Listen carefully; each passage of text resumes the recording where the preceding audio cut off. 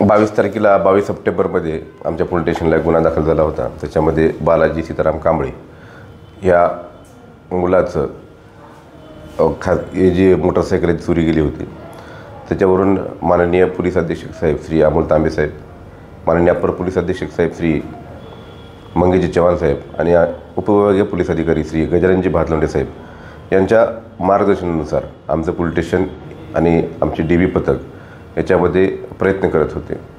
गुप्त बातमीदारामार्फत आम्हाला माहिती मिळाली की काही जे चोर आहेत ते कर्नाटकमधले आहेत आणि त्यांनी सीमा भागामध्ये जे असलेल्या काही मोटरसायकली ज्या आहेत त्यांनी चोरी केलेल्या आहेत।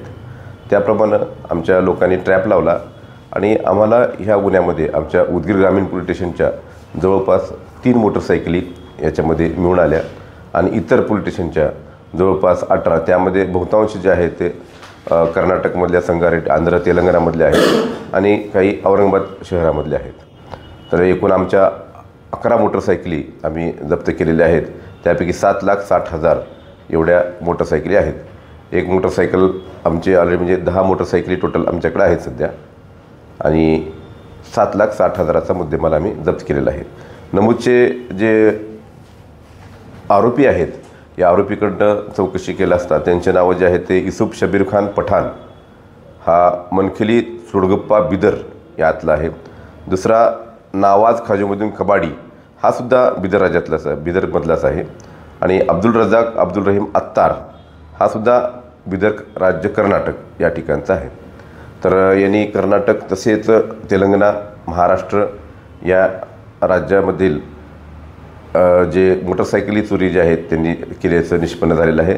त्याप्रमाणे त्यांना अटक करण्यात आली होती। माननीय न्यायालयाने त्याला 2 दिवसाचा PCR दिलेला आहे। इतर काही वाहने आणखी निष्पन्न होतात का याबद्दल आमचे पोलीस तपास करत आहेत। यामध्ये सर्वात महत्त्वाची भूमिका जे DBमधले जे अंमलदार आहेत त्यामध्ये हवालदार बनसोडे, हवालदार चिमोले, हवालदार संदीप केंद्रे, त्याचबरोबर नामदेव चेवले, डेबेटवार राजकुमार डेबेटवार, राजकुमार देवडे यांनी महत्त्वाची भूमिका याच्यामध्ये बजावलेली आहे आणि ह्या गुन्हे जे आहेत हे ओपन झालेले आहेत।